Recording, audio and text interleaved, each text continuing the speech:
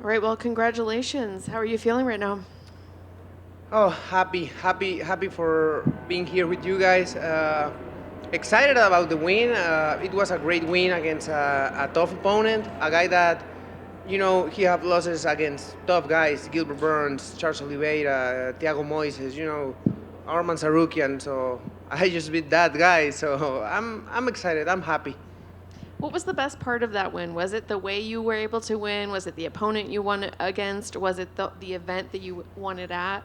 Everything. To be honest with you, I feel like it was everything. I don't know, the whole week I was so happy, so blessed to be here, with my team, with my coaches, enjoying everything since the weight cut, the diet, all the hard parts. For me was like a party. I was just happy and enjoying everything overall, and you know, it's hard to say. If I need to give an answer, I will say that the crowd, like fighting for all the Mexican people in here, and getting that finish, that's the most. Was this fight week different? Is it sounds like you're saying that you were really happy this fight week. Were you more happy this fight week than some in the past? No, no. Actually, I have like this way of see the things that I always try to enjoy everything because it's my job. Nobody kind of like pull out a gun and make me fight. It's my choice. So I saw some fighters that sometimes they complain about doing diet or cutting weight, and the way that I see the things is that you know it's our job and I choose this, so I'm just gonna enjoy it as most. So that's why I'm always smiling and joking and really having a good time. Can you walk me through that finish? Sure. We know that Christos was a very, very complete fighter. Like he liked to wrestle, he liked to strike. So the camp goes like instead of focus on only one thing, we focus like in the complete MMA game, for say it like that. And I work a lot my wrestling defense, my takedown defense, and I am already a black belt in jiu-jitsu, so I don't know. I just saw the hole when I was defending the takedown, and it's like I just saw it there and boom, I go for it and it works. Did you expect him to come out as fast as he did? And that first few moments of the fight kind of crazy?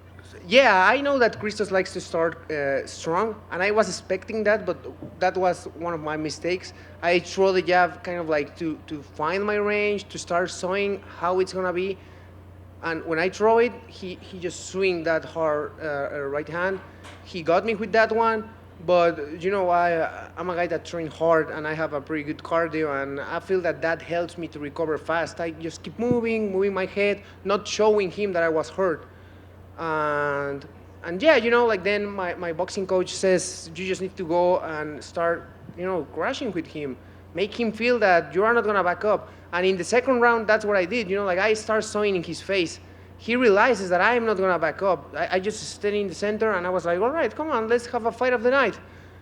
And at that point is when he starts shooting, and when he go for the second takedown, I was like, oh, all right, I got this. Like he doesn't want to be here, and yeah.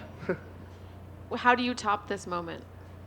How what? Sorry. How do you top this moment? Who do you want to fight that will make this moment seem small in comparison to your next fight? What can you do? I don't know. I feel that every fight for me it's a new challenge, and every fight is it's better in his own way. So I'm here to fight whatever the UFC decides me. So yeah. Thank you. Thanks. How special did that walkout feel, feeling the energy of the crowd, and how great was that for you to get that win for the crowd as well? That was the best walkout in my whole life, to be honest with you. My coach Eric Nixick told me moments before we get out to the fight, because like as a fighter, I was like, all right, let's do this. I'm ready to fight, and I don't know. He maybe saw that, and he just says to me, hey, take a moment, enjoy this, because at some point I'm gonna be telling these stories to my kids, and I don't know. That's what I just kind of like when I walk out, stop and watch the crowd and really enjoy the moment. I saw the champ Jamal Hill there. I go and clash fists with him, and I don't know. I just enjoy everything. And then go to the fight, win, and then have the opportunity to celebrate with all the Mexican crowd, and it was just good. Did you feel any extra pressure to perform for the crowd out there, or is that just something that you weren't even thinking about once you got out there and enjoyed the moment? Did you feel like you had to put on a good performance for them? No, and I love pressure. To be honest with you, I love fighting for the crowd. I love fighting for people. Actually, if I need to say something, it's like I feel weird when I fight like in the Apex, or I remember when I fight in Contender Series. Yep. Kind of like those type of fights are weird because you lack something. And in these last two fights that I have with big crowds, oh, it's something unbelievable. And yeah, that's the best, fighting for a crowd. And you definitely faced some adversity in that first round. Going into the second round, did you feel you were down that first round? And what did your corner say to you in that second round before you went out? My coaches just say, I didn't knew, and I don't like to think if I am down or up. My coaches are the ones that worry about that. My coach Eric just told me, you just need to do your thing, keep pumping that double jab, move, like just put things in the middle, make him respect the range, and that's what I started doing. And then, like as the second round start, I start showing how he was like getting tired, like slowing the pace down. And I know that I have great cardio. I run a lot of miles every weekend with my boxing coach. I do a lot of rounds of sparring. We have this crazy class on Mondays at Extreme Culture with Coach Eric every day, Dutch drills with Coach Dewey. So, I train a lot, and I was ready for the fight. So when I saw that Christos started slowing down, I was like, all right, no, now we're not slowing down. Let's pick the pace up. And that's when he started going for the shoots, and, yeah.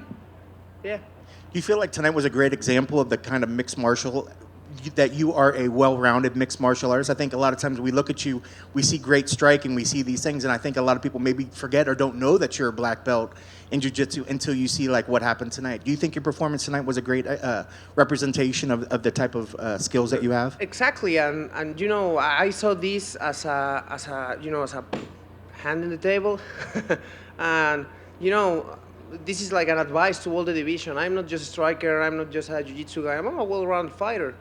I have a boxing coach, a wrestling coach, a kickboxing coach, a jiu-jitsu coach. Like, I'm a well-rounded dude, and I'm smart.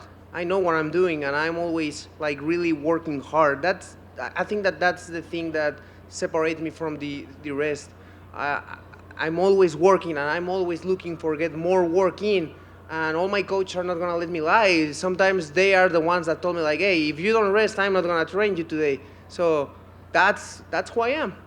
You had a good battle out there, but you're not showing any wear and tear. Are you hoping to try to maybe get another fight before the year's over, or do you want to kind of rest out and then aim for next year? No, I am trying to aim for next year probably. Also, that I don't wanna start fighting too soon and then don't get time to get better, because I feel that sometimes with young fighters, that's kind of like the problem, because we have all these shine brights, like we have all the interviews and we get overexcited, but these fights against these dudes are hard, and not only in the physical way, in the mental way. You spend 3 months thinking only one guy, training, like really focusing, and you don't get time to maybe get other tools in. Because if you already have a fight, you need to train for that fight. So I like to, take time out, and out, it means not just without a fight, not out of training, So yeah, I don't know when, but we'll see. That sounds like a very mature mindset. Is that something you figured out on your own, or is that having the right team behind you that's kind of help shape your career a little bit? I always think like that, but like now that I'm here and I have the chance to train with a lot of world champs and a lot of coaches that have world champions, kind of like I figure out that I figure out this, and Coach Eric's always saying that everybody is different, every fighter is different, and every fighter have different necessities. Like there's some fighters that they just like to fight, and it's good. But for me, the way that I like to do the things is like I like to take my time, train, getting better, getting like a really good fighter, and came here and show that. I feel that I'm not the type of fighter that wants to have 5 fights in a year. I just want to have 2, 3, but good fights, and really, like finishes and good fights. Sure. And last thing for me, you know, that Anaconda choke was very slick. Is that one of your favorite submissions? Yeah, that and the Darce choke, that's one of the things. That and leg locks. But, you know, I have a coach that's always saying that leg locks doesn't work for MMA. Yeah. But, yeah, I train a lot of my jiu-jitsu back in the day. Now, here in USA, I don't been training jiu-jitsu too much. But my jiu-jitsu coach came from Mexico to support me always the last month. So that's why I say Christian Del Mal. He's my jiu-jitsu coach. When I say thanks in the cage, because he has been here for an entire month here with me, just training, helping me, supporting me. And he have a kid in Mexico, Yeah. his wife. So, you know, for him doing all these sacrifices for me, it's a guy that I really appreciate. That's wonderful. You sound like you got a great team around you. Congrats on your victory tonight. Thank you.